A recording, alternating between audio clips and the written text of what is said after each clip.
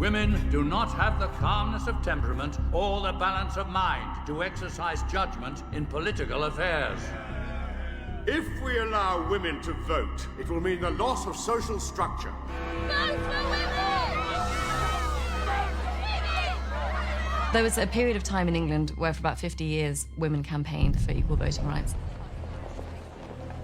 The suffragette movement started at the beginning of the 20th century. We have an opportunity to demonstrate that as women are equal to men in their labours, so they should be equal to men in their right to vote. You've never laboured in your life. Life for women in Britain in that time was really, really hard. They worked terrible hours, they were paid way less than men. The hierarchical society in England was run by men at every level. No votes for women, then, sir.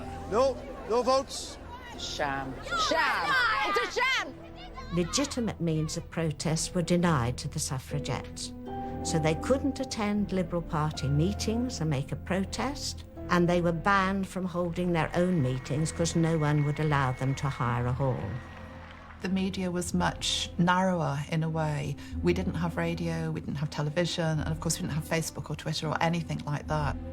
To get your message across, you really just had to do it via the newspapers. That was the main avenue. As Mrs. Pankhurst says, it's deeds, not words, that will get us the vote. Emmeline Pankhurst was the seminal figure in the suffragette movement. Deeds and sacrifice must be the order of the day. Emmeline was fed up with all the committees that had been organised previously for women's suffrage and all the talking and the lack of action.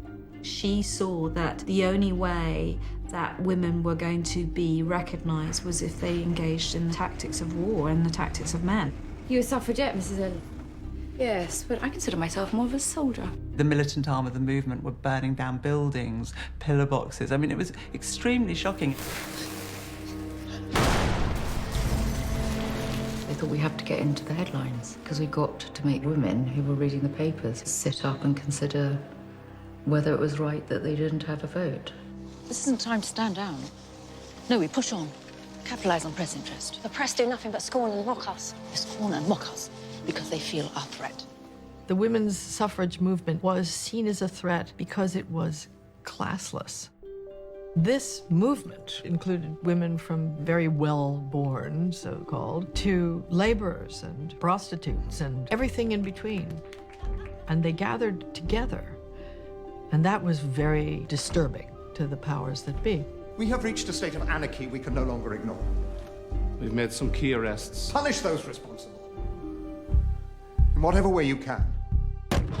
We did a huge amount of research and read the unpublished accounts and diaries in the police archives.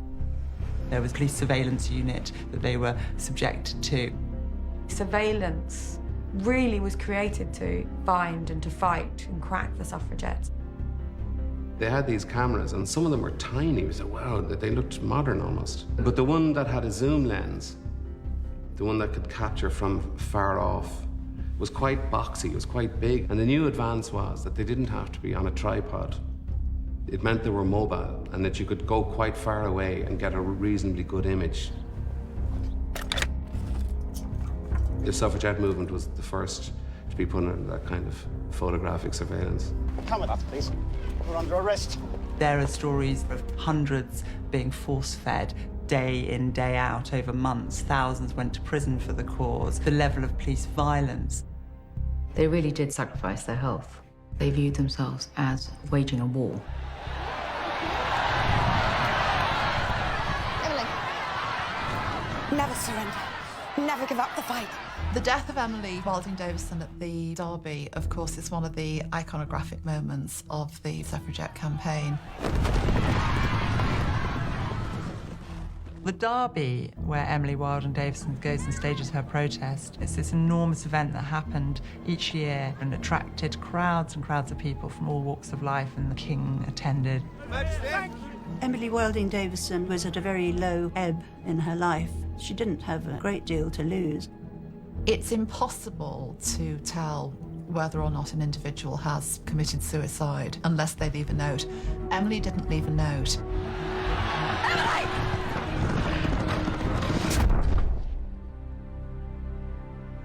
When you slow down that newsreel film and you see her standing in front, she couldn't have thought that she could have escaped the horse's hooves. She would have known that what she was doing was an action that carried very, very considerable risk. I think she took that risk knowingly, but I don't think she went out there intending to kill herself.